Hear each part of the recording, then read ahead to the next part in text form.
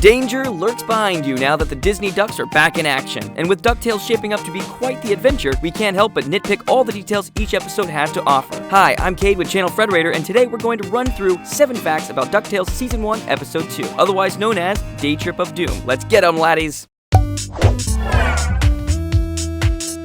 Daytrip of Doom aired on September 23rd, 2017. It's one of the first 5 episodes that were created as character studies for the kids, and clearly, the spotlight was on Webby Vanderquack. Major influences on Webby's character were Penelope from Brothers Bloom, and a girl one of the directors knew in grad school, who had never used a soda fountain in her life. Although most might point to Mabel Pines as clear inspiration for Webby's character, this was clearly not the case, as Mabel wasn't even mentioned once in the writer's room. Fans might have noticed the emotional complexity brought into the DuckTales universe. This is due to creators Matthew Youngberg and Francisco Angones wanting to raise the emotional stakes of the show's main premise, which is family. Surprisingly, these themes weren't treated with much care as both creators would have hoped in past comics and 90s television shows considered. However, the shift is clearly seen through Webby's complex struggle learning to socialize with the triplets and function within the outside world. Story editor and co-producer Frank Angones, who is not shy when it comes to sharing duck-infested details, brought many of this season's changes to light after the airing of Daytrip of Doom. Evidently, the episode is a parody of every parent's place of terror, Chuck E. Cheese. The scene in which the Beagle Boys dressing up as a mascot in order to kidnap the nephews and Webby was a testimonial to Angones' fear toward the walk around at Chuck E. Cheese. For those of you who aren't familiar, that's the area where visitors are not required to receive glow-in-the-dark safety stamps. No one is safe.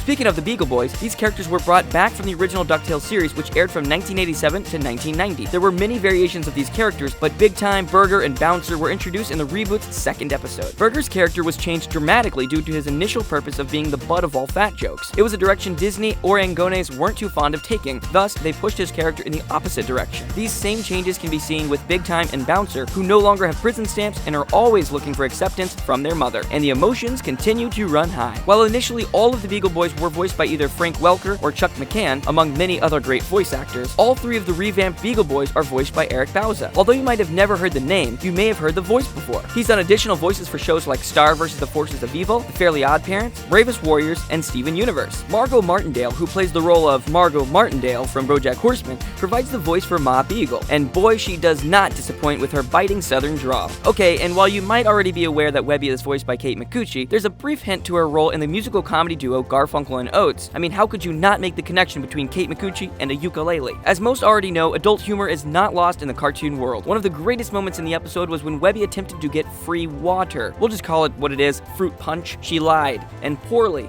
In an attempt to get Webby to abort the mission, Louie made the finger across the throat gesture to shut her up. Webby instead raised her spork, insinuating, violence. This gag was written by none other than Rachel Vine, who exercised her humor on Wonder Over Yonder and Dawn of the Croods. It was further executed gracefully by Dana Terrace's team, a majority of which who worked on Gravity Falls. But this scene stands out more than your average joke. It's hinted that Bentina Beakley is a spy, given her interaction with Donald Duck at the end of the episode. Whether this is a joke or not, fans aren't certain, but it definitely shines out of Webby's character. From her precise nerve shots to her brief gestured potential murder, it's very clear that there's more to the McQuacks than meets the eye, and they might possibly be inspired by Alfred Pennyworth from the Batman mythos. While the world is getting up to speed with the new DuckTales pacing, there's a couple of Easter eggs worth pointing out. The newspaper headline, which appears at the beginning of each episode, actually foreshadows the premise of the next episode to air. In this case, the headline reads, "Ma Beagle pardoned, crime skyrockets." Although this hints at very little, the Beagle Birthday Massacre might have a focus on Ma Beagle specifically. The so-called Roxanne lookalike actually makes another appearance in Webby's first bus ride, which leads many to believe that we'll actually be seeing her quite often. It wouldn't hurt to give her some dialogue though, and that's quite a funny book she's reading. Although, should we talk about the Art of War book Webby shoves into her bag? The ancient Chinese military treatise that covers warfare, military strategy, and tactics?